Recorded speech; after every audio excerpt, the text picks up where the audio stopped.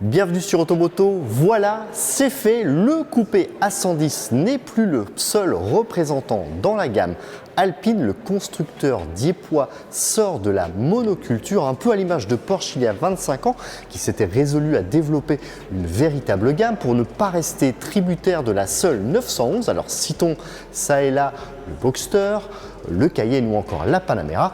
Chez Alpine, on la joue plus modeste pour épauler la 110 avec cette citadine A290 en attendant l'arrivée l'année prochaine d'un SUV. Alors à qui s'adresse cette petite urbaine? Eh bien, on vous explique tout à son sujet dans un instant, après vous avoir incité à vous abonner à notre chaîne YouTube et à activer les notifications.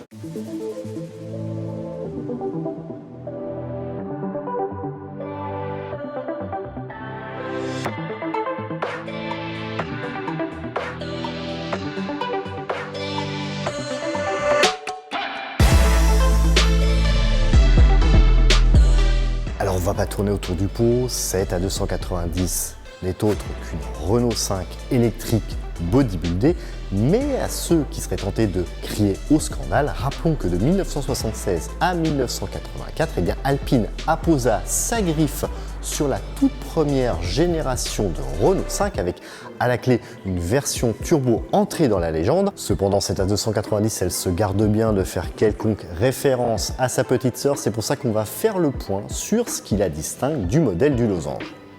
Et force est de constater qu'Alpine a bénéficié d'une enveloppe généreuse, même si cela ne se voit pas au premier coup d'œil. En atteste ce capot inédit expurgé de l'entaille réservée aux losanges sur la R5, ou encore les bas de portière arrière intégralement redessinés pour singer des entrées d'air. Deux emboutis de carrosserie spécifiques auxquels s'ajoutent de nombreux éléments en plastique tels que l'intégralité du bumper avant, largement bodybuildé et rehaussé de ses signatures lumineuses imitant les phares longue portée des véhicules de rallye. De profil, les extensions d'ailes plus proéminentes témoignent de l'élargissement des voies de 60 mm, tandis que les bas de caisse offrent également un look plus musclé. La poupe n'est pas en reste et le rebord esquissé au sommet du bouclier atteste là aussi l'accroissement du gabarit par rapport à la R5. Au total, l'A290 gagne 7 cm en longueur pour s'établir à 3,99 m sans pour autant faire croître le volume du coffre, toujours établi à 326 litres. Dans le détail, on remarque l'intégration de ce petit déflecteur barrant le haillon sur toute sa largeur, ou encore le rappel des signatures lumineuses en forme de X au sein des optiques principales, seul moyen de les distinguer par rapport à celle de la R5. À cette dernière, la 290 reprend également les ailes et portières avant, les rétroviseurs ou encore les feux arrière verticaux. En revanche, on regrette que l'Alpine fasse l'économie de l'indicateur du niveau de charge de la batterie dont profite la Renault au sommet de son capot. À bord de la 290, même constat qu'à l'extérieur, on n'est pas dépaysé par rapport à la Renault 5 puisqu'on retrouve la même structure de planche de bord, mais Alpine soigne les détails pour favoriser une ambiance plus sportive puisqu'on retrouve un volant spécifique, des sièges plus enveloppants, mais surtout cette console qui rappelle celle de la 110. Un élément qui s'inspire sans détour de celui de la berlinette avec son trio de commandes de boîte de vitesse, quitte à sacrifier une bonne partie des espaces de rangement qui font le bonheur de la R5 entre les passagers avant. Autre signe distinctif de l'A290, son volant incluant un bouton rotatif pour régler le niveau de régénération de la batterie, mais surtout une touche overtake délivrant un surcroît de puissance moteur durant une dizaine de secondes. Pour le reste, si les fauteuils améliorent le maintien latéral, on regrette l'absence de véritables sièges baquets, même en option.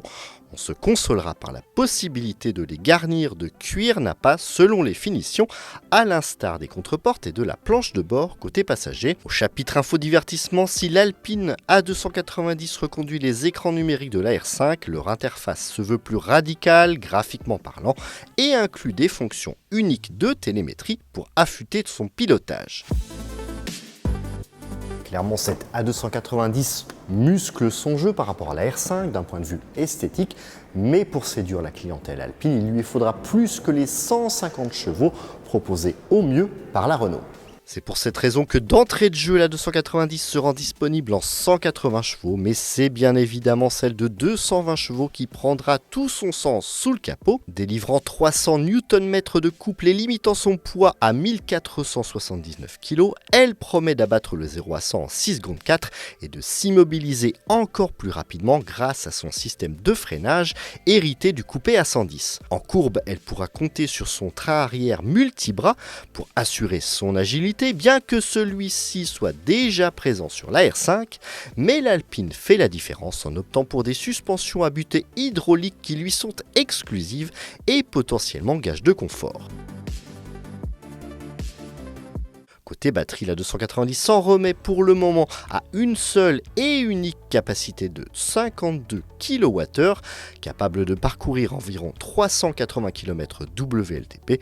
Au mieux de sa forme, cette pile recouvre de 15 à 80% de charge en 30 minutes. Alors au vu de ces caractéristiques, on se demande quelles seront les concurrentes de cette A290. Pour le moment, on dénombre peu de prétendantes dans la mesure où les constructeurs ont quasiment déserté le segment des GTI thermiques. Mais vous allez voir que le mode de propulsion électrique devrait considérablement redynamiser le segment dans les années à venir. Pour l'heure, seule la nouvelle Mini Cooper SE s'affirme comme une rivale légitime de l'Alpine A290 en déployant 218 chevaux aptes à expédier le 0 à 100 en 6 secondes 7. La française s'en sort mieux pour le moment, mais elle voit déjà d'un mauvais œil se profiler 3 futures sportives électriques en provenance du groupe Stellantis, à commencer par la Lancia Ypsilon HF qui revendiquera 240 chevaux l'an prochain et 6 dixièmes de mieux sur l'exercice du 0 à 100. À ses côtés, 2 autres italiennes pourvues du même moteur mais évoluant dans un registre davantage typé SUV, l'Alfa Romeo Junior Veloce et la Bart 600e. À plus long terme, la menace pourrait venir de Nissan qui mettra à profit la plateforme des Renault 5 et Alpine A290 pour les besoins d'une nouvelle Micra et potentiellement d'une variante badgée Nismo comme annoncé par le Concept Car 2023. On pense également à la survenue de Cupra avec la citadine Raval dès l'an prochain ainsi qu'une version GTI de la future Volkswagen ID.2 à l'horizon 2026. Enfin, si la MG4 X-Power évolue dans une catégorie largement supérieure, aussi bien en termes de gabarit que de puissance, elle se constitue déjà comme une sérieuse alternative en bradant ses 435 chevaux à un tarif à peine supérieur à 40 000 €.